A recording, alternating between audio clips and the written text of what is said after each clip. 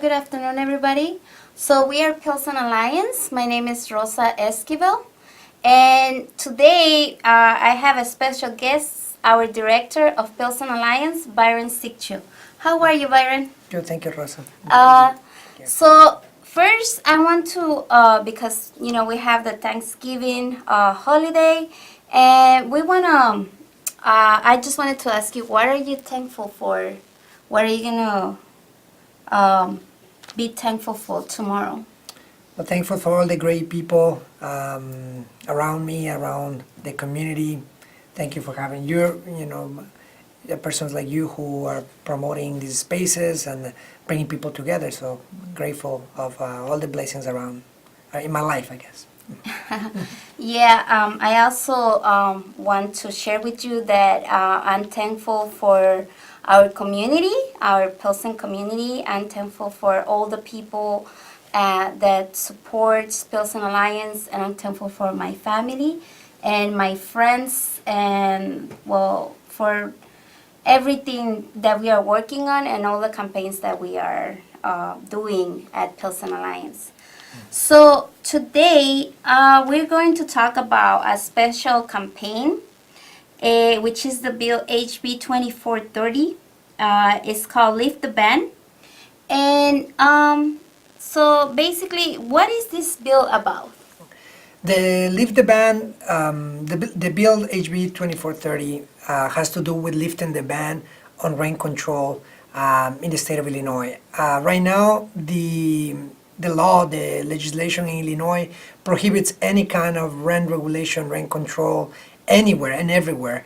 In 1997, a Republican governor decided with some real estate realtors that it was important to put a prohibition in the state legislature to have any kind of rent regulation, rent control, and even to strike any kind of home rule for Chicago. So the rent control effectively stop us from having any kind of regulation, any kind of discussion around ways to address the high housing costs that we've seen has impacted tremendously communities like Pilsen, Humboldt Park, Logan Square, Bronzeville, Kenwood, Uptown, across the city, and we cannot do much about the doubling of rents, the tripling of rents, big developers coming in. There's cannot be any discussion around how can we address and regulate speculation. So this bill will allow us to first lift the ban on the prohibition so that we are able to start having a discussion on how we can regulate some of these development because in areas of the city where we need investment, we don't get it. We got a lot of vacant properties, and in areas like Pilsen where people want to stay, you got tons of developers from New York, from California buying tons of properties, inflating the prices for property owners, for tenants, and we want to make sure that we're able to have some kind of balance here, and it's impossible to even discuss this with a prohibition in the legislature. So this bill all will do will lift the ban so that we are able to start having this discussion and creating legislation at the city level to be able to alleviate some of the burden on housing costs for our families that are struggling right now. Yes, and it's so basically the thing that is most common in this neighborhoods is that they all like Latino or Black communities, and also immigrant communities as well, which is something that is important to look out. So who is working on this campaign right now? So the Lift the Ban Coalition is a coalition that was formed early this year officially. We have had this discussion for a while. We're seeing other cities like New York, San Francisco, and across the city there are hundreds of cities that actually do have some sort of rent regulation. Chicago is one of the only ones that, one of the few cities where still big cities that were struggling or facing this that did not have any kind of discussion around rent regulation or rent control. So there was a steering committee that was formed The steering committee is formed with the Kenwood Oakland Community Organization, the Hope Center, Northside Action for Justice, and the Pilsen Alliance. And now it has gathered the support of around 20 organizations across the city that sees the need of having discussions and creating legislation to address some of the massive housing costs that are displacing literally thousands of families. In the Black communities in particular, 250,000 residents have left the city altogether.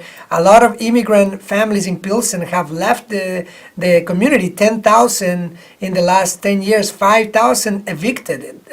So that notion to say that people are just leaving because that's how the things are and the change, we need to really think and reconsider some of these assumptions that are dangerous, because stop a discussion that is a healthy discussion around what can we do to strike a balance between development and inclusiveness and diversity. And I think that kind of discussion won't happen if developers, big developers, and corrupted politicians who receive their donations continue to push to strike any kind of legislation, any kind of discussion, just by simply saying that it doesn't work.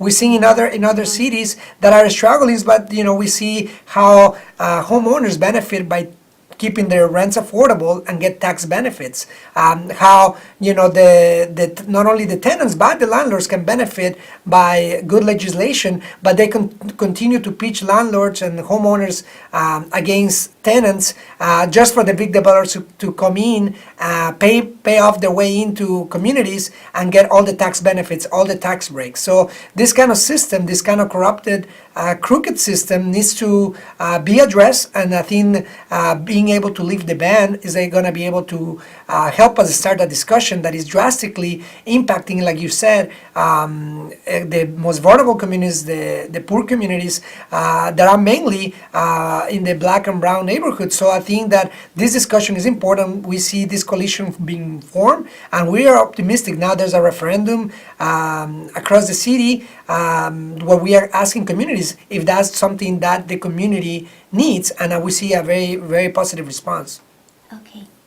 And so what is needed for this campaign to be successful? And if this bill passed in Springfield, what will be the benefits for tenants? So the tenants will definitely benefit directly from the regulation of some sort of rent stabilization. Again, I think what the real estate lobbyists and a lot of investors try to strike a difference, say, oh, it hasn't worked, it's a bad thing for investment, it will stop investment, it will hurt homeowners, which is misleading. We see how rent regulation works in other cities, and I think we have some successes in some cities where we're seeing little homeowners benefit from tax breaks when they keep their rents affordable. We've seen how tenants directly are able to stay in the communities, or homeowners who want to stay in the community are able to stay if they choose so. If they want to sell, make sure that they sell, but they sell at a fair price and not inflated prices, that what all they do is put in the burden on property tax assessments on low-income families, modest income families, so the rich investors come in and they buy off these properties for little money. We see in Pilsen families losing their homes for $100,000, $150,000. Now all developers buying it for $200,000, and now they just flip the homes. Now in this year alone, 8 homes have sold for over $600,000 in a community where the average median income is $34,000 a year. I mean, is unprecedented. The changes that we see today that affect a lot of immigrant, low-income Black families across the city is unprecedented and is wrong, because the city is not only made of affluent, rich investors. We do have workers, especially in cities like Chicago, with a social fabric made of immigrants, blue-collar workers, people who work in different sectors of the economy. We do need a home, and I think like that this narrative around rent control is misleading, and I think that we will show, come March, when we have a referendum on the ballot, how people really feel about lifting the ban on rent control. Yes, I think that I agree with everything that you said, And I think it's important for communities to work together in order to get solutions for displacement. You know, it's important that communities look together, have conversations with each other about what needs to happen in order for displacement to stop, because we are talking about human beings, you know, and the way that evictions are occurring are simply inhumane. So a lot of people have asked as well how this will benefit homeowners. You know, because a lot of people are saying that this is not good for homeowners. But what would be your answer to that question? Well, this is certainly not good for big developers. I mean, I think that we have to make sure that we strike the difference. This is certainly something that can absolutely be a benefit for homeowners who have roots in the communities, who want to stay in the community, that in a way will regulate some of this speculation that only inflates property tax assessments. We have to remember today, unfortunately, and that's another thing that we need to talk about, reforming property tax assessments.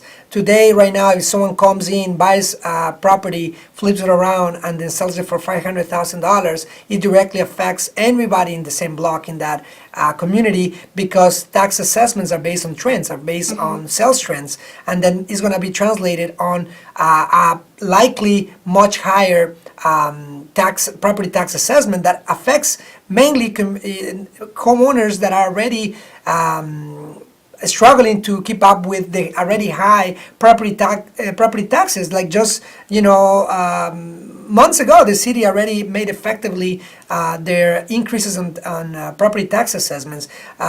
A few years ago, there was another increase in taxes. So I think that there's the concerns about property tax assessments and taxes is obviously a real thing. Yes. But I think what is misleading is the fact that developers keep saying, no, like we cannot do that because somehow we hurt the homeowners today. When in reality, these same homeowners, when I go door knocking, they say, hey, I try not to increase my rents. I like my tenants. I like the people that I live with. I like my community. I want to stay here. Those homeowners will benefit directly for a rent stabilization bill that can potentially give back some tax subsidies, some tax incentives for those homeowners that already are helping their tenants. It'll definitely be targeting those developers who care less about the community and just come in to double or triple the rents. It definitely will hurt them. But that way we know that having regulation in certain communities and bills that will be able to spread out investment. Hopefully we can have on the west side, on the south side, in areas where we have talked to residents, say we have more vacant lots or vacant properties than homeowners. We'll see some investment going there. And in areas like Pilsen, where people are already seeing, they've been experiencing too much pressures, they see some alleviation of the problem. So we need to create a balance, and we need to be fair and realistic about $2,000 rents are simply for working class neighborhoods are just simply unacceptable. And I think we need to have an honest and serious discussion about what can be done, and we know that there's a lot that we can do. Yeah, so if you have any questions right now, you can call us at 312-738-1060. Now, if you want to receive information about tenants' right, you can also visit our page in Facebook, Pilsen Alliance.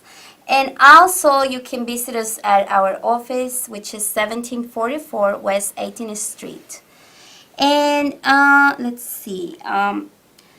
Now, about this campaign, there's maybe people that would like to get involved in the campaign, and students that would like to help us out with getting more signatures, sending emails to our representatives, calling them. We need everybody in order to do this campaign. And how can people get involved in this campaign? Well, what else can be done? I think people gotta, have very, very clear and never hesitate that any change we like to see needs people, right? So anybody who's interested, and we have this campaign, as we said, in different communities, approximately 25 organizations all over the city who are endorsing this campaign, that no, this is needed, this is important. So in your local organization, you can, I think the website on Lift the Ban is going to be up pretty soon. But in the meantime, you can go to the Pilsen Alliance page to get more information, or where can you volunteer, what can you do, because it really needs people to people, right? It needs that connection, it needs discussion, it needs to understand that this is not pitching homeowners with tenants. It is about creating sustainable communities. It's about creating affordable communities. It's about having the face-to-face with your neighbor. It's having the discussion with your local organization, and ultimately understanding that this will have a positive effect in the livelihood of thousands of families in Chicago that are today being affected by ridiculously high housing costs. If your income, if your disposable income is going in more than 30%, is reaching 50 in some instances, more than 50% of your income towards rent or home expenses, you are burdened by housing costs, and this bill will help you. Make no mistake, this bill, again, it only targets those big developers that are speculating and doubling and tripling the rent, because yes, definitely they will never benefit by any tax subsidy, not tax incentive. And obviously those are the people who are lobbying today to create a narrative that's saying 99% of economists say that this is not a good thing. Well, in 2008, we see how many economists were wrong about the real estate bubble that ended up hurting thousands, millions of people across the country. In Chicago and across the country, literally people losing their homes, being evicted, not being able to pay their bills. So today we have an opportunity to have this discussion. Lifting the ban, what it will do, it will help us to come together, come at the table, and develop legislation that will help us alleviate some of these ridiculously high housing expenses, to be able to have some balance in investment. Otherwise we continue to maintain this segregation, this horrible legacy of segregation of neighborhoods who have everything and other neighborhoods who have nothing. And these two tales need to stop, and stop with this kind of conversation, this kind of legislation that will help us all understand what can be done for us to really create diverse communities, to really create affordable communities that I think we all want. We talk about today in Pilsen, everybody wants to be in Pilsen. We all love the community. We see new residents, people who've been there for a long time. Yes. And we need to maintain, we need to preserve the social fabric that is so valuable for many of us. And I think this is the kind of efforts that are worth fighting. So, what other solutions we can find to address displacement? And also, because we also have a lot of people who have frustration in the community. How can we address and find solutions for this? Well, there's gentrification, displacement is a global, is a national trend. I mean, it's definitely not, we don't have all the answers, but we know some of the things that have worked by doing research. I think we've seen zoning, for instance, being one of the problems where developers are doing a really clear pay-to-play scheme where they pay their local politicians to get favorable decisions that will ultimately hurt their constituency, but never discuss these decisions openly. In Pilsen, there was a lot, of almost 8 acres. That was almost, a done deal where we're going to have 465 luxury units that will have a dramatic effect on property, on homeowners, on tenants, on everyone in the community. These discussions that don't usually behind doors, with people that are probably have a conflict of interest. So we need to support the community-driven zoning process, for instance, something that can be done. It looks like we have a caller. Hello? Hello, how are you? Hi, how are you? I'm good. My name is Lisa. Hi, Lisa. Hi, and I used to live in the Pilsen area, but I know the Pilsen area is predominantly Mexican. So you mentioned something about it being diverse, but diverse includes everybody. So you're saying that that your people are willing to be diverse with every group now in America? Do you want to answer it? Yeah, sure. I mean, absolutely. I mean, I think that, and I think that that's the thing that gets often lost, in translation. I think people say we want diverse communities, but when the people who are being displaced disproportionately are black and brown residents. So it's hard to talk about diversity when neighborhoods change over time by the power of capital. So I think that obviously we want to have. I mean, Pilsen has had students have artists for a very long time, and it's been a community that is being diverse in incomes, in demographics. Now we see the changes, right? I think that nobody's saying we oppose change. We're saying, oh, we are against we're against any kind of change in the community. No, we want the change to be inclusive so that people who want to sell, but they sell not because the inspectors are in cahoots with the developers and they send inspectors to target your home so that you're forced to sell,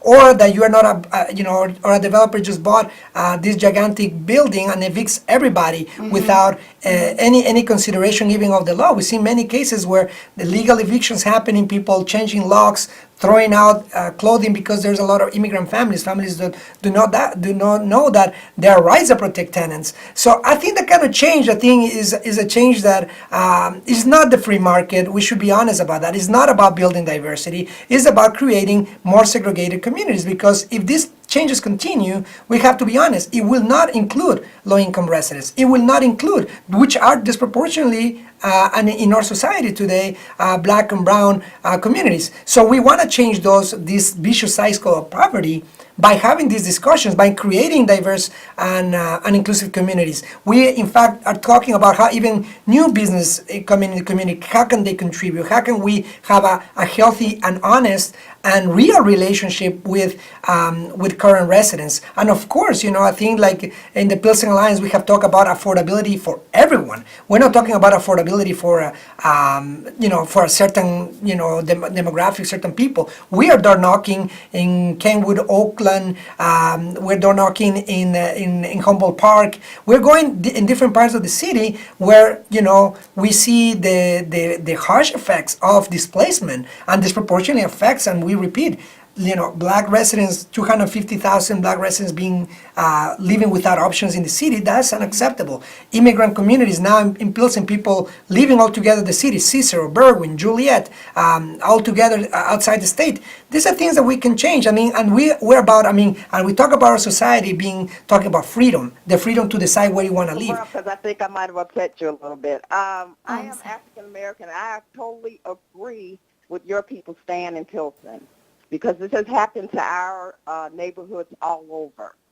Yes, that is correct. Now, the reason why I brought the question up, because I think one thing that can happen, you should fight and keep fighting for your neighborhood. I used to live over there.